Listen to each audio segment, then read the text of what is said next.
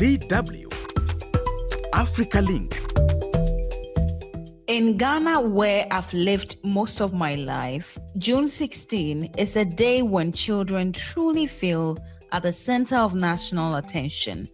In many schools across Ghana and in other parts of the continent, children dress up as parliamentarians, doctors, engineers, presidents, and more. Don't ask me how to dress like a president. But for many young people, it's one of the rare moments they feel recognized as equally important to a nation's development. Since 1991, the African Union has used the Day of the African Child to promote children's rights in all aspects of their life. But 35 years on, and considering the shocking state of some children's rights across the continent, I find myself wondering if this special day has lost its meaning, or has it? That's what we're exploring today.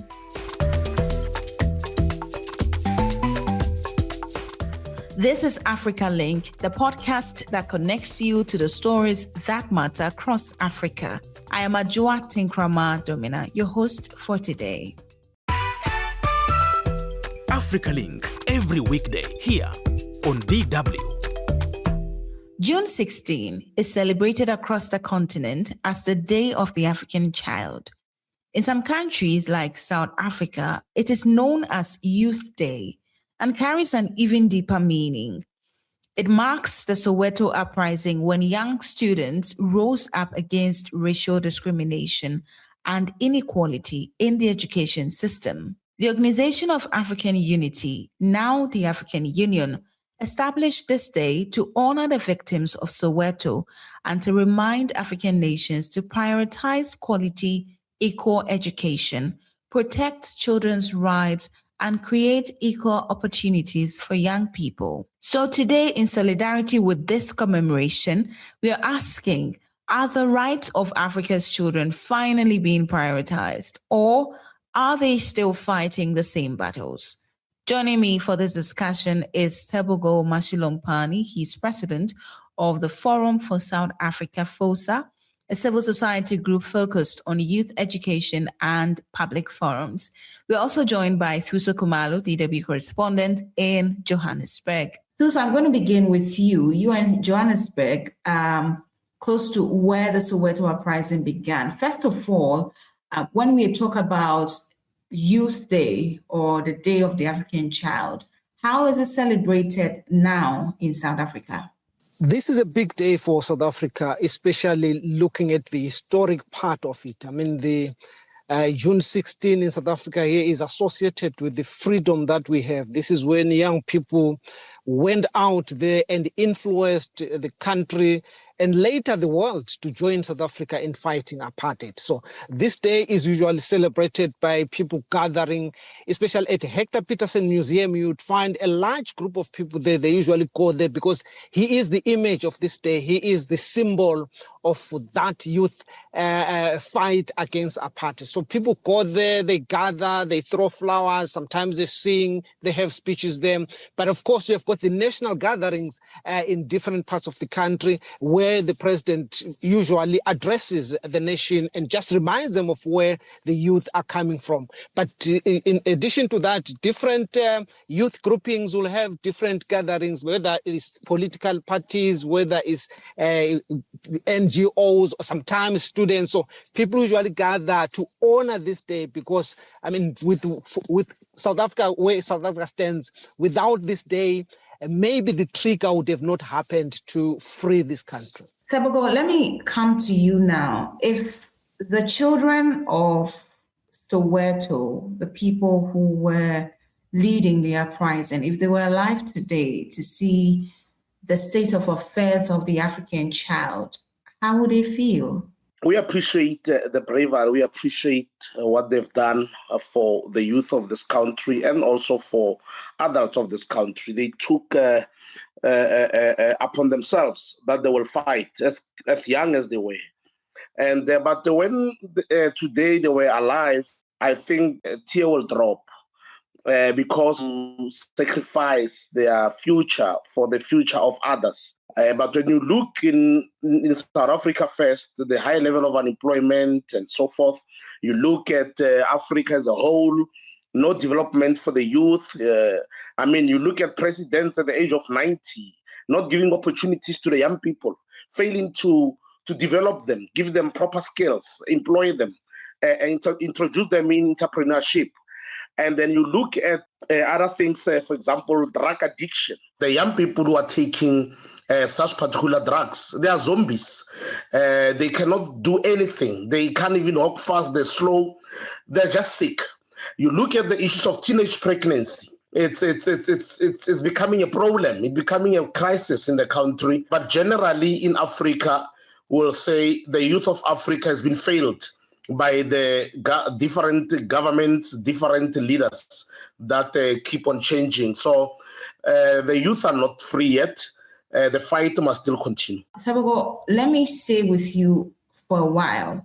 When the Soweto uprising happened, we had, the institution of this day to celebrate the African child or to look into the issues that are affecting the African child. I remember that a charter, was developed, a charter on the rights and welfare of the child. In that charter, you talk about rights and freedoms, you talk about child labor, you talk about access to education, discrimination, and all of that.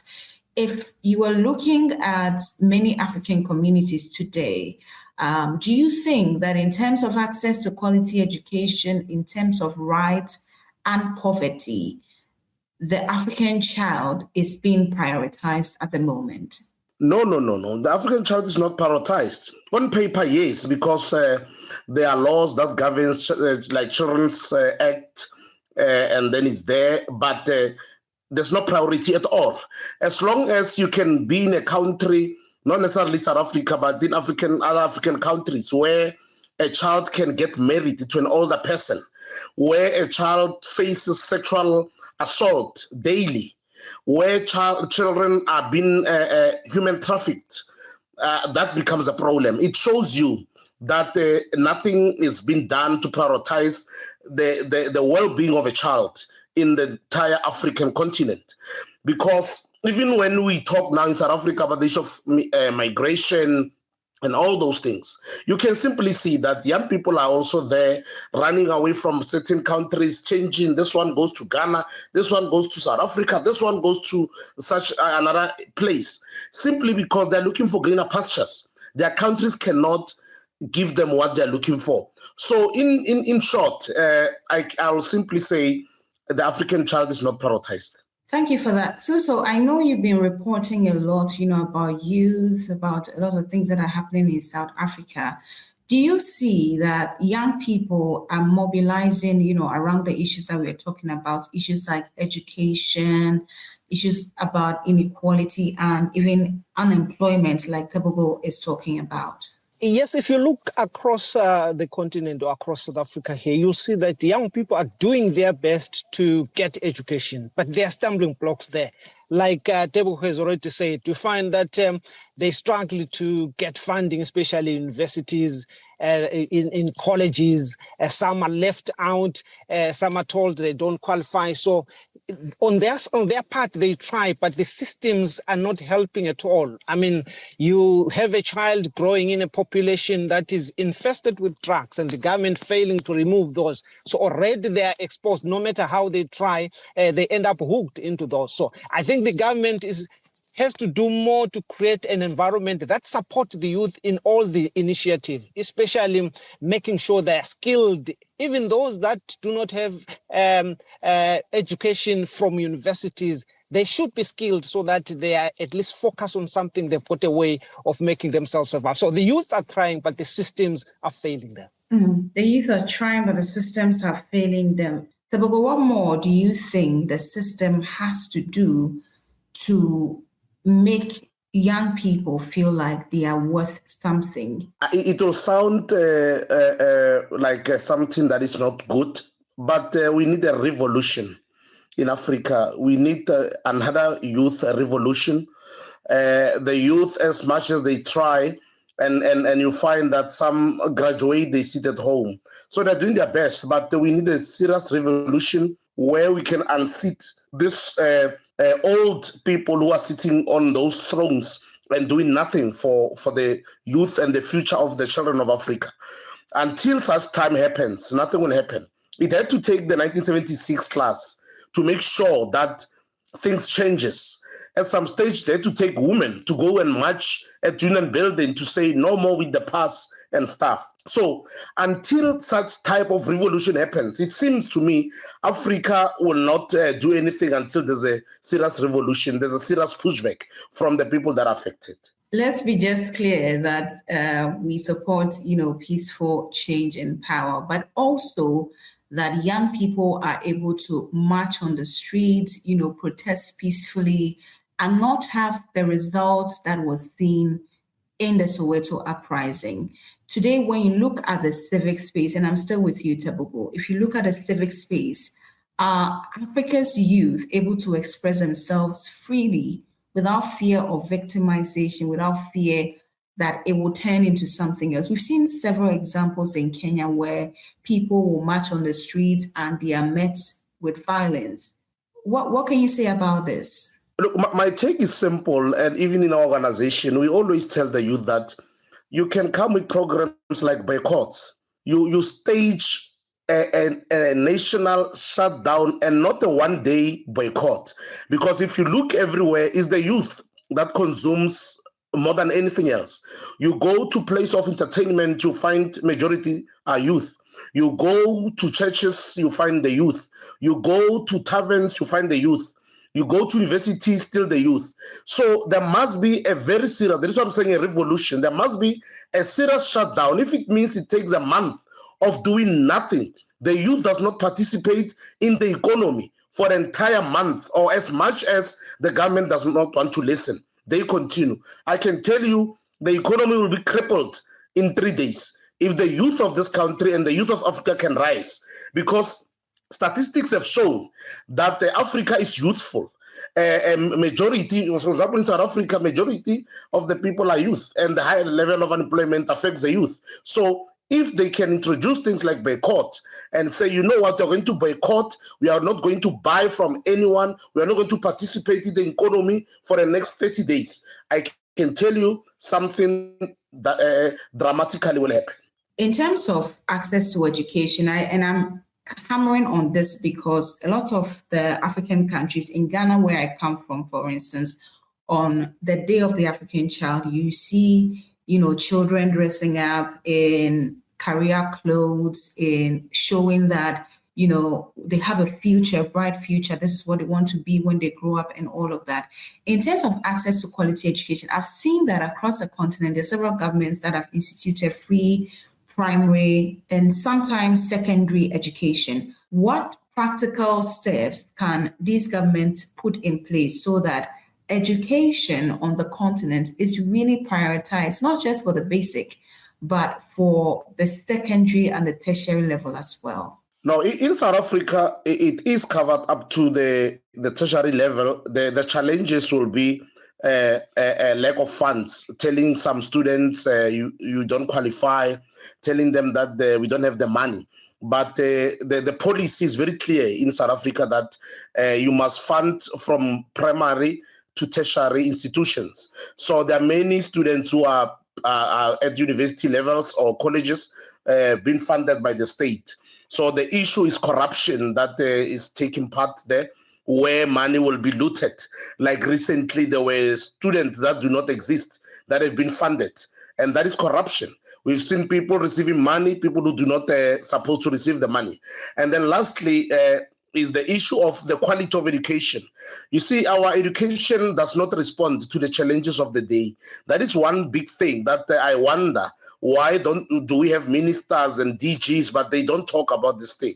Because graduates comes out of university or tertiary institutions, they sit at home. Why? Because their qualifications do not match what is currently happening on the ground. So we need a decolonized education system. in the entire Africa, where it can respond to the challenges of an African child, not challenges of a European child. Because currently we are taught things that we're supposed to use in Europe, which is also outdated in Europe.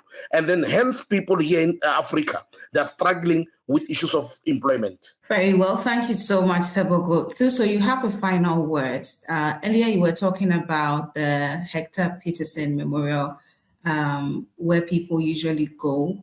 Does the symbol of Hector Pieterson in South Africa today, does it serve as a reminder to governments, to authorities, to the older generation that we need to do more for our children? Yes, it does. Yes, it does. Definitely it does. I mean, if you look at even how the young people still value Hector Pieterson, even how the day is being remembered here in South Africa and now across Africa, it stands as a reminder that young people have a role, whether in development, whether in liberating countries, whether in guiding economic issues, cultural issues. It stands as a reminder that young people have a role and they should be given that role. And if they are given that role, they are able to bring changes not only on their personal lives, but on the life of the continent as a whole. Like Tebo said, Africa is young. I mean, the majority of people are young, and young means energy, young means vision, young means education, technology. So once they are given space, it stands as a reminder that young people can do as much as Hector did, and even more in some cases. Thank you so much, gentlemen. You just heard Tebogo Mashilompani. He's president of the Forum for South Africa, FOSTA. Earlier, you heard DW correspondent Thuso Khumalo joining us from Johannesburg. Thank you so much for your time, both of you. Thank you. Thank you so much. Thank you. To understand how young people in South Africa feel today, Thuso Khumalo hits the streets of Johannesburg and spoke with some of them.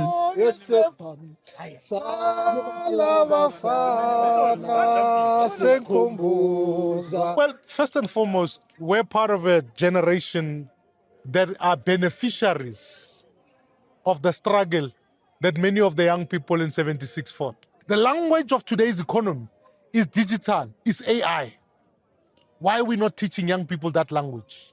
If we teach them the language of an industrial economy that says they will remain factory workers, the 4.7 million who are unemployed now will continue to be unemployed. In fact, that number will double. So we are here to launch a new struggle that says we must teach young people a new language of their future economies. Hi everyone, my name is Musamfuke. I'm from Soweto YMCA. I'm 23 years of age. So particularly today we are here to celebrate Youth Day, celebrating the 50 years that was happening in 1976, the resilience that the youth of 1970s had. So today we're going to fetch that power back, bring the power back to youth. Thank you.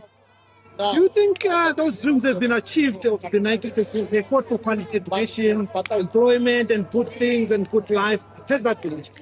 The youth of 1976 did fight. However, today we're still facing the very same challenges. The very same rate of the unemployment is still high. The crime rates are still high. So basically what they fought went to vain. Corruption. Our whole government system is failing us. Hi, my name is Precious Low. I'm born and bred Soweto, Orlando East. I am 26 years old. It's the 50th anniversary of the 1976 march. So we're here to finish the unfinished march that was happening in 1976. What would be your message to the leaders today as we celebrate this day as a youngster, looking at the dreams that have not been achieved? Retire and give the youth the platform, as they also took that platform from the older generation. So retire and give us the platform.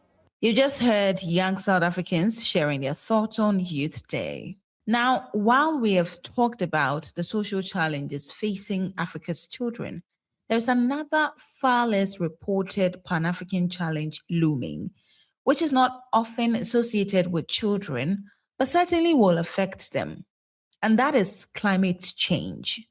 A new report from UNICEF says overlapping climate shocks are increasingly undermining children's rights. To give us more insight into how this is becoming a bigger problem, I'm joined from Nairobi by UNICEF Special Advisor on Climate, Linus Mofo. Welcome. Thank you, Adjoa, and thank you for having us. Great. We are hearing that nearly 1 in 4 children across Eastern and Southern Africa are exposed to drought, fire, and heat waves, which are like 3 overlapping climate hazards at the same time. First of all, why did UNICEF find the need to embark on this climate risk report for children? This has not really been taken with the level of seriousness that it deserves, but yet children are our biggest capital for the future. So we have, as UNICEF, published this report building on a previous one that was based on a climate risk index. But this time now, we have looked at the different climate-related hazards that cover things like floods, droughts, heat waves, pollution, and so on, to really bring this issue to the fore that with children being disproportionately impacted by the adverse impacts of climate change, to which they have contributed almost nothing. It is important that we have policymakers see this picture and prioritize the policies that are child-focused and also prioritize investments that can help to build adaptation, to build resilience for children. How can you convince a child or a parent, for instance, in Kenya or in Ghana, that your child is at risk of these, climate hazards? How do you plan to do that? It's important to know that these climate-related hazards are not standalone things that maybe if a child is affected by one, then that impact is finished, another one. These are compounding effects. So a child who is affected, for example, by floods, right, would have their water system, for example, contaminated. And then if the next impact that comes along is drought, then there's a risk to food security and therefore nutrition. And so you can see that therefore there's a cascading impact that rolls into health and so on. So it's looking at all of these factors. The report shows that at least 1.1 billion children globally are facing at least 3 overlapping impacts. And for example, that 1.1 billion globally who are facing at least 3 or more hazards, we have about the majority of them will be in South Asia, about 387 million children in South Asia, 192 million in West and Central Africa, 138 million in Middle East and North Africa, 65 million in East and Southern Africa, and so on. Somebody would say that these threats that we talk about are quite existential. As long as humans live, these threats will be with us. They are perhaps maybe long-term problem, and there's nothing really you can do about it. How do you plan as UNICEF to convince policymakers, parents, teachers, or even politicians that this is a problem that we need to deal with? Very good question, Adjoa. As you rightly say, extreme events have always been with us as long as our civilization has been. What we're saying is that with climate change, these extreme events, their frequency, the rate at which they occur becomes increased, and the intensity increases and become more erratic. So we're not saying that extreme events are just because of climate change. They've always been. But with climate change comes the complexity of more frequency, more intensity, more erratic behavior that is putting a lot of strain and risk, particularly to vulnerable communities, vulnerable parts of the population, like children. So my question was, how are you going to convince, say, the government in Nairobi that you should take serious steps to avert the impact that this is going to have on the children in Kenya? No, exactly. And for every country, the science is there. The science is very clear. We have the Intergovernmental Panel on Climate Change. They published reports based on evidence of what is there, and it is very clear. So basically, we plead with all policymakers that look at the evidence. It is there. It is very clear. And populations are suffering this already. Right. Finally, before I let you go, in 30 seconds, if we don't deal with this in the next 5 to 10 years, what are we going to look at? We have been working with our country office and governments, helping them to really see this evidence and also see the impact that it's having on children. And we're very pleased to see that many countries have already now begin to put in their what they call the nationally determined contributions to climate action submissions under the United Nations Framework Convention on Climate Change processes. And so many countries have already put in actions that are addressing specifically the needs of children, the rights for the rights and well-being of children, and we're hoping that investments will flow to support those actions. But it is really important to continue on this track and build on this, and also make sure that as countries begin to prepare as countries continue to prepare their national adaptation plans, that also the issue of the disproportionate impacts and the need to find solutions on climate impacts on children are included. Thank you for speaking with us. Linus Morpho is UNICEF's Special Advisor on Climate. And that brings us to the end of today's show. Your voices matter. So tell us how this Day of the African Child is celebrated in your country. And what should governments do to make life easier for children? Share your thoughts with us on Facebook and on TikTok at DW Africa. Listen on Spotify or wherever you get your podcast. And don't forget to subscribe to our DW Africa YouTube channel. This show was co-produced and edited by Kai Nebe. I am Ajua Tinkrama Domina. Bye for now.